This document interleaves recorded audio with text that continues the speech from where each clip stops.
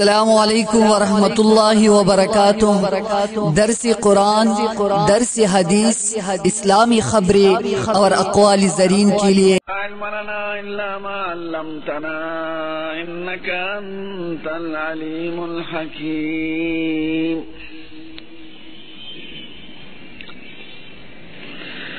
نحمده ونستعينه ونستغفره ونؤمن به ونتوكل عليه ونعوذ بالله من شرور أنفسنا ومن سيئات أعمالنا، من يهده الله فلا مضل له ومن يضلله فلا هادي له، ونشهد أن لا إله إلا الله وحده لا شريك له، ونشهد أن سيدنا وسندنا وحبيبنا وشفيعنا ورحمتنا ومولانا محمدا عبده ورسوله، أما بعد فأعوذ بالله من الشيطان الرجيم، بسم الله الرحمن الرحيم۔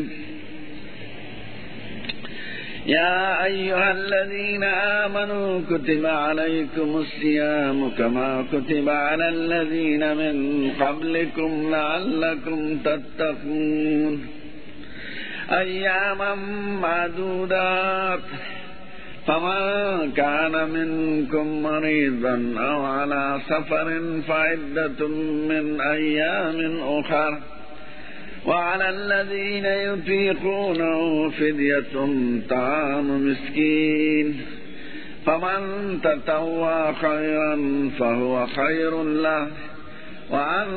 تصوموا خير لكم إن كنتم تعلمون۔ شهر رمضان الذي أنزل فيه القرآن هدى للناس وبينات من الهدى والفرقان، فمن شهد منكم الشهر فليصمه، ومن كان مريضا أو على سفر فعدة من أيام أخر، يريد الله بكم اليسر ولا يريد بكم العسر، ولتكملوا العدة ولتكبروا الله على ما هداكم ولعلكم تشكرون۔ صدق الله مولانا العظيم۔ درود شریف واحد۔ اللهم صل على سيدنا ونبينا محمد وعلى سيدنا ونبينا محمد وبارك وسلم۔ زما عزت مند مشرانو او گرانو رونو دوستان، در رمضان شریف رنبے جمعہ دا خدای پاک دې د عالم اسلام لپاره د فتح او د نصرت او د عزت او د خوشحالو یو ذریعه او میاشت وګرځي۔ دې وخت کې مسلمانانو باندې چې څه تکالیف دي، خدای هغه تکالیف او پریشانۍ په خپل فضل و کرم ختم کړي۔ خدای پاک فرمائے قرآن شریف کی دویمہ پارک، یا ایوہ الذین آمنو، اے خلقو چی تاسو ایمانو نروڑے دے، اے ایماندارو، کتب علیکم الصیام، فرض شوے دے، مقرر شوے دے، لکل شوے دے پتاسو رو جنیول، کما کتب علی الذین من قبلکم، لکه مقرر شو فرض شو لیکل شو په پخوانو خلقو، لعلکم تتقون، د دې دپاره چې تاسو کې تقوا راشي۔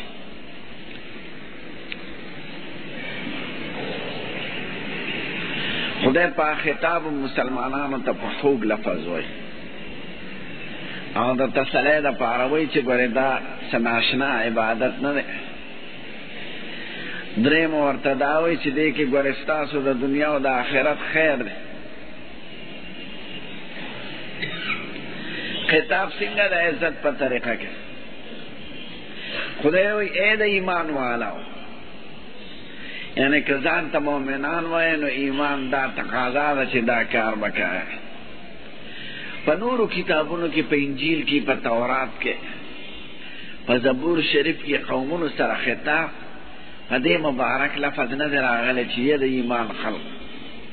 عام ورته اے قومه اے خلکه کله ورسره خطاب د زناورو په لفظ راغلی دی فاستخلفه د ایمان خطاب چې اے مؤمنانو اے د ایمان والو دا عزتمند خطاب دی نو دا صرف په قرآن شریف کې مسلمانانو سره استعمال شوی دی په تورات او انجیل کې دا نه دی نو اول خدای پاک په ښکلې مبارک نومونه او القابو باندې یاد کړه چې اے د ایمان والو دویم داسې ښکلې صفت سره یاد کی چې دا رستنی عمل ورته آسان کی یا د ایمان والو که تاسو ځان ته مؤمنان وایه او د ایمان خاوندان وایه نو دام د ایمان په فرایضو کې دا خبره داخله ده که ځان ته مؤمنان نه وایه نو بیا ټیک خبره لکه یو سړی د پهلوانۍ دعوه کوي ته ورته وایې یا پهلوان راشه دا بوج اوچت کړه نو مطلب دی دا دی چې ځان ته پهلوان وایه نو دا خبرې خو تا ته اسانې دي باعث ورته خدای یاد کړي نو یا د ایمان والو که ځان ته د ایمان خاوندان وایه نو د ایمان دا تقاضا ده نو ما ورته وی دا ښکلی خطاب په لقب او په صفت سره مسلمانانو ته دا قرآن شریف کې یاد شوی دی په نورو آسمانیو کتابونو کې دا خطاب نه دی راغلی د مؤمن په لفظ قوم بني اسرائیل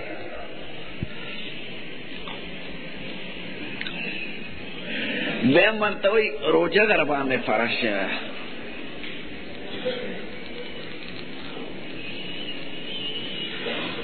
روژه د خوراک او د څښاک او د نزدېکت د ښځې نه ځان ساتلو ته وایي د سبا نه تر ماښامه پورې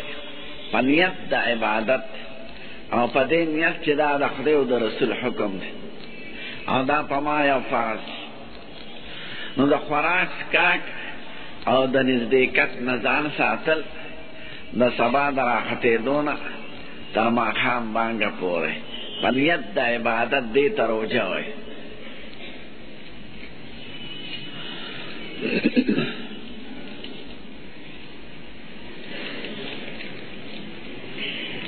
نو درو څیزونو سره تعلق شو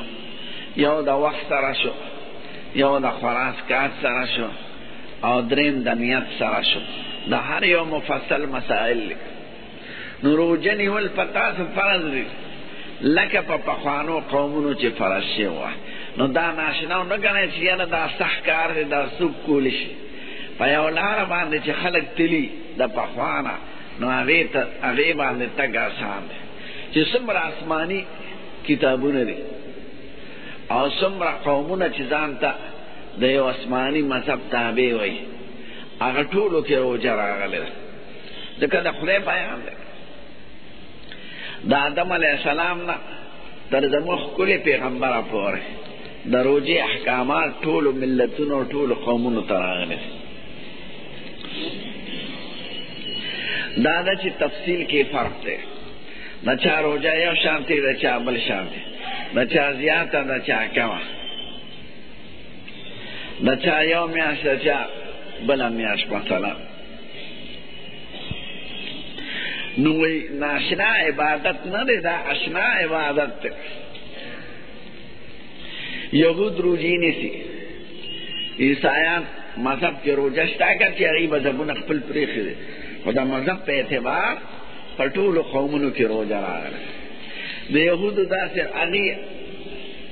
روژې ډېرې دي په یهودو کې خو هغوی د روژې وجه کې ځان خفه ښه جامې اغوستی مخې او شکل یې داسې ترشي دې ته د خفګان یو عبادت نو خاندي به نه جامې به یې کمزورې اغوستې وظرفه به یې داسې لکه غمجنه د سړي کله چې مړی شوي زمونږ دین کې وایي نه ښه خوشحاله اوسېږه ښه ښکلې جامې واغونده ښکلې ولامبه عطر پورې که رانجه پورې که دا خو د خوشحالۍ عبادت دی د غم نه دی نه هغې لکه د غم په شان کوي هندوانو کې مې عبادت وي دا روژه وي او په سکانو کې ای ورته برق وایي خو د چا په یو شکل د چا په بل شکل د هندوانو کې داسې وي چې هغوی د اور پخ شوي څیز نه خوري میوه خیر ده خو چې اور ټچ کړي لکه چې روجې او ترکاری دا نه خوري او یخ څیزونه خوري نو خدای وایي عیسایانو کې روژه میاشت وه میاشتم لکه زمون په شان بدلېده را بدلېده به کله به وړي کي کله جمعه کې نو بیا راغونډ شو د اتفاق یو کوي د میاشت په ځای به یې څلوېښت کړو خو د سپرلي ورځې به کړو چې مونږ ته اسانه وي نو د مارچ نه تر 10 اپریله پورې د هغې سرکاري رسمي روژې اگر چې نیسي نه نو د میاشت نه 40 ورځې کړې خو ځان ته دا اساني راوښه دین کې بدلېدلو اصل دینونه خو ټول حق دي الحمدلله هر پیغمبر چې څه ویلي دي هغه ښکلې خبرې کړې او د هغې د حالاتو مناسب او د خدای د حکمتونو مطابق خو په خپل هغې کې داسې خلک پیدا شي چې هغه یې بدل کړي نو بیا خدای پاک زموږ آخري دین رالیږلی عیسایانو کې یو مشهور تیر شوی دی سینټ پال هغه ته وایي نو هغه بس د عیسایانو ډېرې خبرې بدلې کړې عیسی علیه السلام د خدای نیازبین پیغمبر دی او د لوی کتاب خاوند او رښتونی او د هر قسم انساني عیبونو نه پاک لکه نور پیغمبران چې الحمدلله او دا زموږ عقیده ده لکه خپل پیغمبر چې معصوم مبارک ښکلی ګڼو دغه شان هر پیغمبر مو ښکلی ګڼو ټیک ته درجاتو کې فرق دی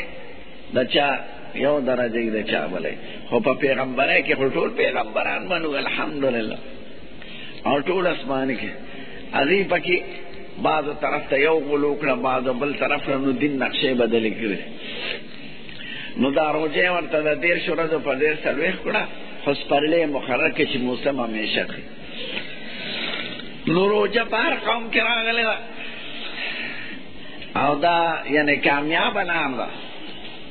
د څه دپاره ده لعلکم تتقون د دې دپاره چې تاسو کې تقوا پیدا شي تقوا معنی د غلط خبرو د غلط عمل نه ځان ساتلو ته وایي تقوا په عربی کې دې ته وایي چې په یو لاره ازغي پراتي او ته پکې قدم په احتیاط هلې چې پاسمو مې خپره نه شي یا مې ازغي جامو پورې ونه نښلي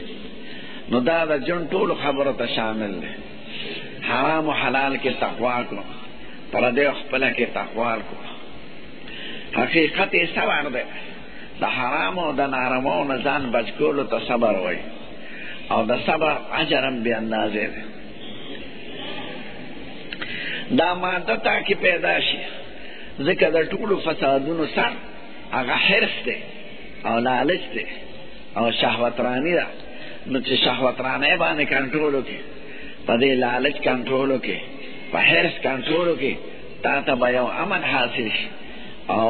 سلامتیا به درته حاصل شي چې همیشه د حلالو حرامو تمیز نه کوې او د خپلو پردو ښځو تمیز نه کوې نو دنیا به دې هم سپېروي ځکه خلک به دې وایي بې عزته به شي جیلونو ته به لاړ شي دا څوک برداشت کوي چې څوک د چا خور له ورچې ښځې له او دا څوک برداشت کوي چې د چا حرام مال په حرامو طریقه ووایي نو کمبختي نه لږ صبر ځان کې پیدا کړه دې میاشت کې دا عادات پیدا کړه نو ژوند به دې د خوشحالۍ وګورئ خدای پاک ستاسو لږ یو تندې ته محتاج نه دی دا تا ښه کول غواړي که سړی روژه ونیسي نو خدای ته یې څه پیدا او که روژه وخوري نو خدای ته یې نقصان څه دی قسم دی که دا ټول جهان سل کافران شي او ټول د خدای باغیان شي نه د خدای په بادشاهۍ کې یو ویښته فرق څوک نشي راوست نه لمر کې فرق راځي نه سپوږمۍ کې فرق راځي نه موسم کې فرق راځي نو نورو څیزونو کې فرق راځي فرق به تا ته راځي ته به په غمونو مبتلا کېږي او که ټول خلک زبرګان شي هر وخت سر به سجود شي نو خدای ته څه پیدا نشته. تو سرکی د پسې د خدای ته څه پیدا؟ خدای دومره لوی آباد شي. یو ځل د دواړو جهانو سردار ناستو مازدیګر کې جماعت کې، نو دا د ابو داود شریف حدیث وی اتت السماء وحق لها ان تعت، وی اسمان چیار کی د ډیر زور دا وجه او چیار والا مناسب دی. چیار دیته وی لکه سړی په نوې کرسي یا په نوې میز یا نوې کټ کې کینی نو زور سره هغه چیار کوي. نو عربی کې دیته اتیت وی وی اتت السماء، اسمان چیار وکړه، وحق لها ان تعت، چیار والا سره مناسب. صحابوی قربان مړه وی یو لیش داسې ځای نشته چې یو ملایکې دې په خدای ته سجده نی لګولې.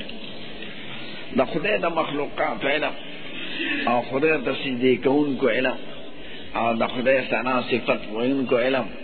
هغه خدای ته دی. انسان کوی څه چلو شو، د انسان څه حیثیت.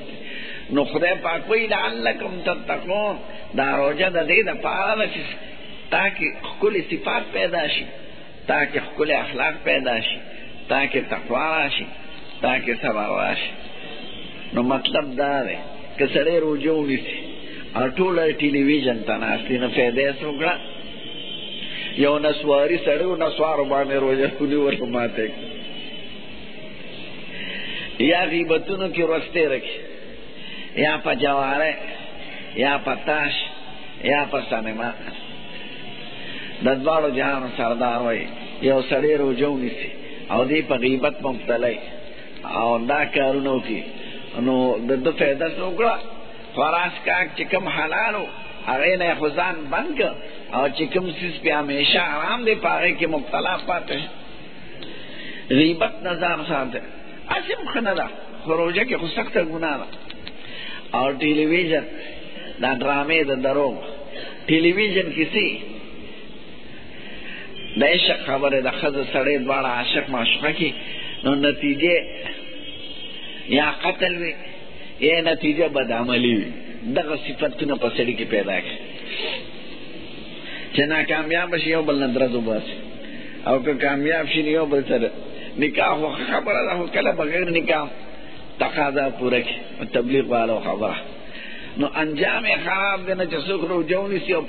په ټلویزیون وخت تېر کړي یا په سینما وخت تېر کړي یا په تاش، نو دا ښه کار نه.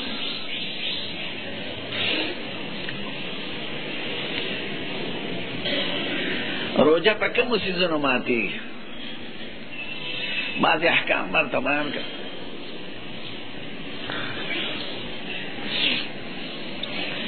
عربی کې زمونږ فقهای کرام وایي چې روژه ماتېږي په هغه څه چې دا درې قیده پکې راشي. وصول العین بواسطة المنفس الى جوف البطن او الدماغ. عین یو څیز ورسېږي، اثر نه، خپله شي ورسېږي د لارې په واسطه، بغیر لارې نه، خېټه ته یا د دماغ منځ ته. نو چې دا درې قیدونه پکې راشي، عین شي ورسي، اثر سړی چې ولامبي هم بدن یې ښکلی شي او طبیعت یې ښه شي، تم دی ماته شي، خو هغه اثر رسي، اوبه خو نه دي رسېدل. نو عین شي ورسي، اثر نه. یا سړی سر مالش کړي یا تیل پې ومږي، نو د هغې اثر رسي، په خپله شی نه رسي. دویم د لارې په واسطه یې، نو که په غوښه په واسطه ورسي نو هغې باندې روژه نه ماتي. یو سړي زخم د لاس کې او څه پې واچول دارو، نو په هغې روژه نه ماتېږي. یا د ضرورت وخت یې ستن ووایي، نو که ستن د رګې او که ستن د پلې او که ستن د غوښې او که ستن د څرمنې، څلور قسمه ستنې، نو په دې روژه نه ماتېږي، ځکه د لارې په واسطه نه دی. خو دا درته احتیاط دا دی چې بې ضرورته دې سړی ستن نه وایي، او که کیدی شي نو د ماښام نه دی پس وایي. خو که بیماري ضرورت یې نو که ستن وایي په ستن روژه نه ماتېږي، په دې څلورو واړو قسمه ستنو. ګلیکوز د دوا دپاره نو بیا روژه خرابوي. یا لاندې نه پیچکاري څوک ولګوي، بعضې خېټه بنده شي، هوی بنده شي، بادې بند شي، نو په هغې علیمه چې ورته وایي، په هغې روژه ماتېږي او په دې نورو ستنو روژه نه ماتېږي. بل دماغ ته ورسېږي یا خېټې ته، که دماغ او خېټې ته نه رسي، لکه په غوښه کې دغه ده دارو حل شي، په هغې روژه نه ماتېږي. نو اصول العین، عین شي اثر نه،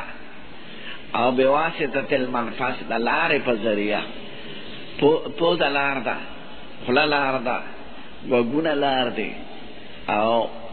لاندې دواړه اندامونه لار ده. نو د دغې په واسطه چې ورسېږي نو هلې روژه ماتېږي، او خېټې ته ورسېږي یا مازغو ته. دا یوه.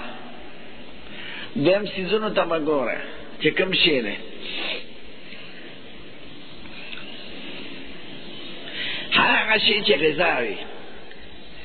یا هر هغه شی چې دوا وي، د دې قصدن خوراک سره روژه هم ماتېږي او کفاره هم پرې لازمېږي. غذا لکه خواړه څښاک، دا څیزونه ټماټر، الوګان، که غاښونو کې غذا نښتي لکه غوښه او د په ژبه باندې داسې تېره کړه، نو که بار تېره وښکیني او اندازې دا وي چې د چڼې د اندازې نه کم شي نو خیر دی، روژه نه ماتوي. او که چڼه وه یا د چڼې په اندازه شي نو بیا روژه ماتوي. او که د خولې نه یې بار ته پوټېره وکړه او بیا یې وخوړه نو بیا روژه ماتوي.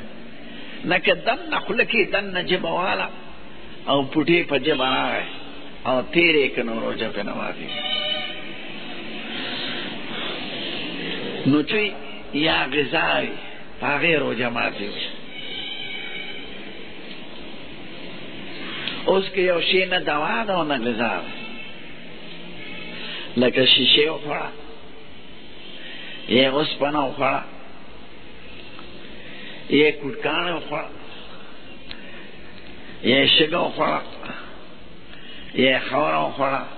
روژه یې ماته شو، کفاره پرې نه لازمېږي. ځکه دا نه دوا ده او نه غذا ده. شیشه خو دارو نه دی او نه غذا ده، اوسپنه نه دارو دی نه غذا ده، خاوره نه دارو دی نه غذا ده، شګه نه دارو دی نه غذا ده. چې دارو وي یا غذا وي نو په هغې روژه هم ماتېږي او کفاره هم پرې لازمېږي. او که غذا نه وي او نه دوا وي نو په هغې روژه ماتېږي خو کفاره پرې نه لازمېږي. قضا به راوړي صرف یوه. اوس خوشبویي چې کوم لوګي نه لري، د هغې په بوی کولو باندې په روژه سره فرق نه پروسي، لکه حتی ګلاب بوټی او رمبیل وغیره چې کوم لوګي نه لري، هر قسمه خوشبویي چې خوشبویه کوي په هغې روژه باندې څه اثر نه پروسي. او که داسې خوشبویي چې لوګي لري لکه دا ډکي چې جماعتونو کې خلک بلوي، یا د عودو ډکي او بلکړي او دې لوګي قصدن تېروي نو روژه ماتېږي، کفاره پرې نه لازمېږي، روژه یې ماته شو. ځکه لوګي نه غذا ده نه دوا ده، خو روژه یې والله خرابه. نو قصدن لوګي راښکل، اوس په سګرټ روژه ماتېږي، ځکه د نشې دپاره خلک استعمالوي او کفاره هم پکې لازمېږي. او نسوارو باندې نسوارو اجزا رسي د خولې په ذریعه او د لاړو په ذریعه دغه ته دننه خېټې ته. نو کنی د قاعدې مطابق پکار دا ده چې روژه پرې ماته نه شي په نسوارو، چې په ژبه ایښي او بیا داسې نیولي ژبه او بیا یې توی کړي، خو دا ده چې د دې اجزا لاړو سره یو ځای کېږي او چې لاړې تېري نو هغه دننه اثر رسي. او سګرټ هم خو لوګی دی، خو چونکې نشه ده او نشې څیزونو نه حضور پاک منع کړې ده، نو دا خطرناک څیزونه دي. که سړی رواني په خوله کې یې مچ لاړ بې اختیاره، په هغې سره روژه نه ماتېږي. سړي پوزه راښکله په مری یا په پوزه او بلغم یې تېر کړه نو په دې په روژه اثر نه پروسي. یې لاړې جمع کولې خوله کې او بیا یې تېرې کړې، اگر چې قصدن دا کار ښه نه دی خو روژه پرې نه ماتېږي. کوم وخت روژه نیول که سړی پرېږدي نو خیر دی. او خدای ذکر کړی دی مرض او سفر. خدای وایي روژې خو یو څو ورځې دي، خو دې کې خدای د اساني راوښکې ده. فمن کان منکم مریضا، که تاسو څوک مریضان وي او علی سفر یا په سفر وي بالفعل فعدة من ایام اخر، هغه دې پوره کړي شمېر د نورو ورځو. یعنې که روژې وننوله نو بیا یې شمېر د نورو ورځو پوره کړي. مرض څه ته وایي او سفر څه ته وایي؟ مرض هغه بیماری ته وایي چې روژه نیول پکې ده ته تکلیف رسوي، یا دې په خپل خیال وایي چې زه پې زیاتېږم، یا ورته یو مسلمان حکیم ډاکټر وایي چې روژه مه نیسه دې وخت کې زیاتېږي، نو دغه وخت کې روژه نیول وله که نه نیسي نو خیر دی. بعضې مرض روژه سره تعلق نه لري،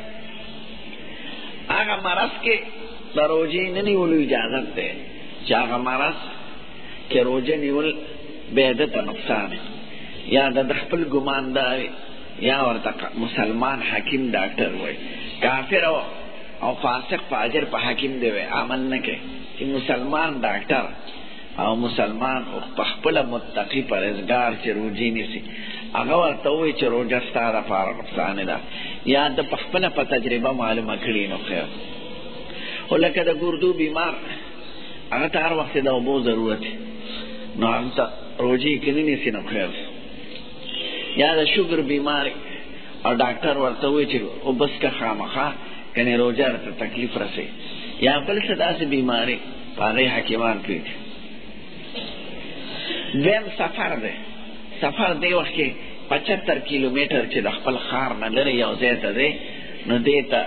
یا زیات نو دې ته سفر وایي. خو د ښار د